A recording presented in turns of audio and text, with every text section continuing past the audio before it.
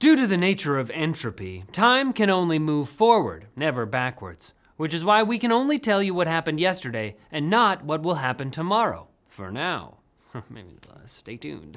Lottery numbers. We're working on it. Microsoft has suddenly and unexpectedly announced that it will be ending support for the Windows subsystem for Android, which allows Android apps to be downloaded and run on Windows 11. The company announced the deprecation yesterday, and the feature can no longer be installed as of today. Those who currently have Android app support will have another year before support ends entirely and the apps gradually break and cease to function.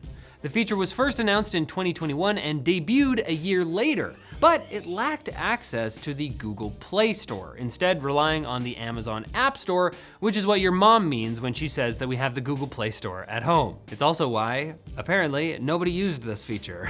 Your mom also thinks Jeff Bezos is Pitbull.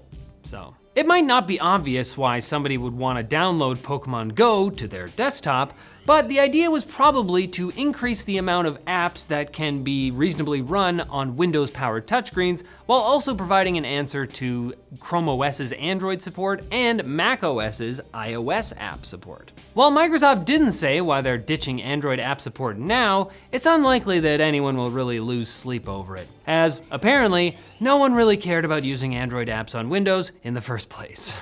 Following sustained criticism of its at best half-assed attempt to comply with the EU's Digital Markets Act, Apple has done some soul searching and responded with a few gentle tweaks to its current compliance plan. Specifically, Apple simplified the process for developers to accept its awful new business terms and added a one-time termination option if devs want to revert back to the previous, less awful terms, but still kind of awful. Press this button to give us money. You didn't like it in there, did you? The company will also no longer require a letter of credit from makers of rival app marketplaces, so long as they have an established app business in the EU and a developer account in good standing that is at least 2 years old.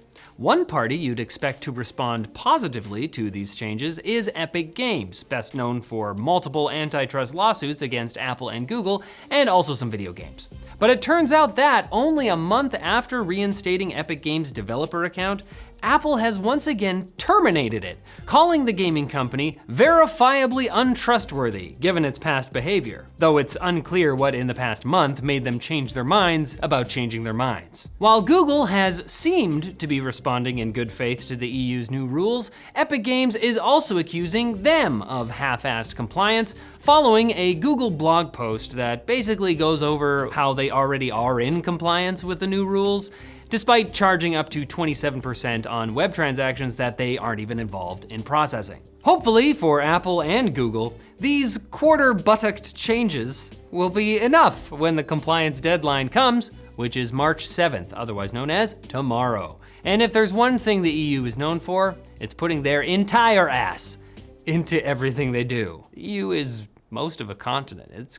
It's got a pretty big ass. Yeah, whole assing everything. According to Anthropic, the other giant AI tech company, its next-gen Claude 3 Opus model matches and even occasionally surpasses OpenAI's GPT-4 on several AI benchmarks for reasoning, math, coding, multilingual understanding, and vision. But can it see why kids love Cinnamon Toast Crunch? Claude 3's lightweight and ultra-lightweight variants, Sonnet and Haiku, fell short on some benchmarks, but still showed a distinct improvement over GPT 3.5.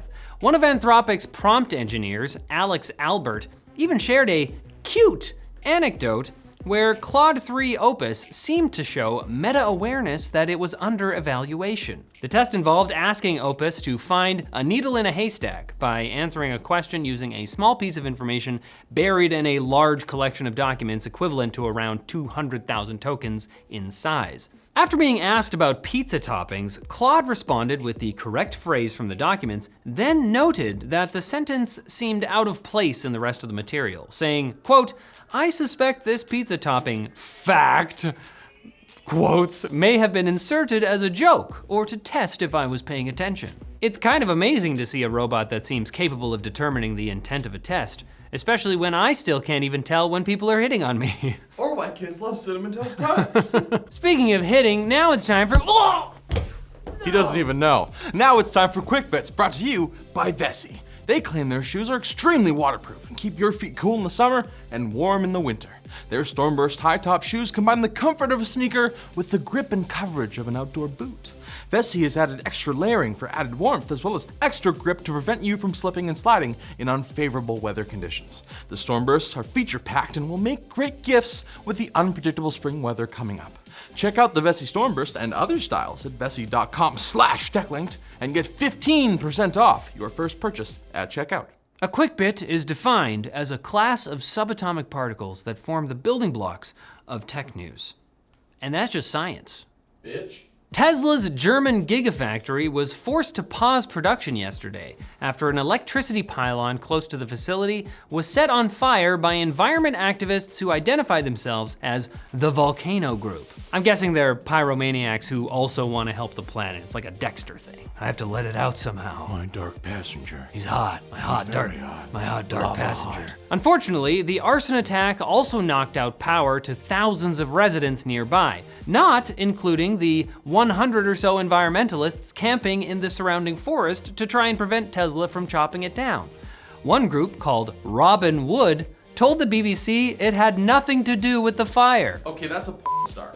Let's be honest. And this is why LMG hasn't expanded to Germany. There are scores of angry Germans hiding in the woods, and they all hate each other. Have you seen Klaus?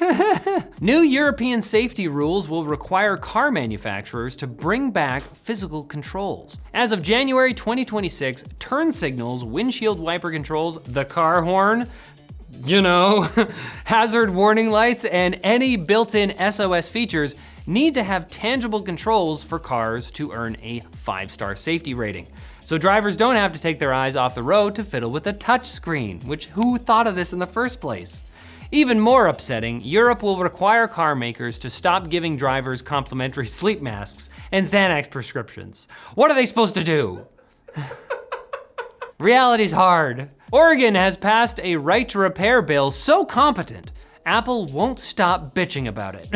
Senate Bill 1596 requires manufacturers to make any documentation, tool, part, or other device they provide to authorized service providers available to device owners and independent repair shops.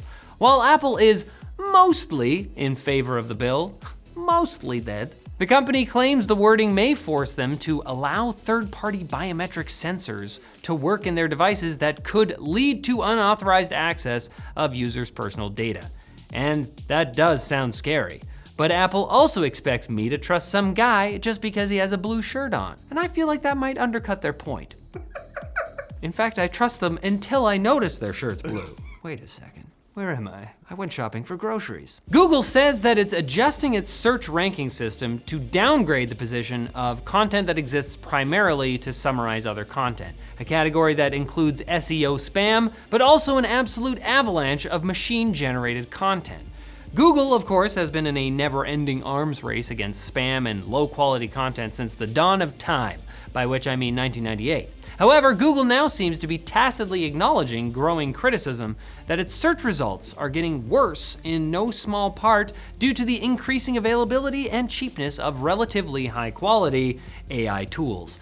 In particular, Google says it will target large content mills and reputation abuse, which is where otherwise respectable sites allow themselves to be used to raise the profile of certain kinds of spam, like a fine dining restaurant that also sells TVs that fell off the back of a truck. If you want it. Chicken parmesan only comes with spaghetti, but this one, LCD TV. It's got 56 channels. And Linux, that's an operating system, has hit an all-time high market share of 4.03% of worldwide desktop OSs, according to research firm StatCounter. That's a respectable bump up from the 1.58% of desktops and laptops that ran Linux 5 years ago in February 2019.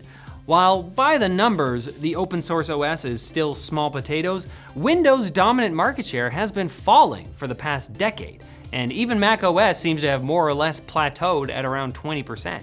The trend lines are looking good for Linux long term, so we wish a happy 4% day and a Godspeed to the Linux lovers, dorkiest of the nerds. I'm sorry for not calling it GNU Linux. The CrossFit of the nerd community. And if you're dorky enough, come back on Friday for more tech news. We're gonna make so many references to subroutines and logic gates and stuff. It's gonna be awesome, okay? CD? More like CD's nuts. Speaking of hitting, now it's time for quiz. Oh!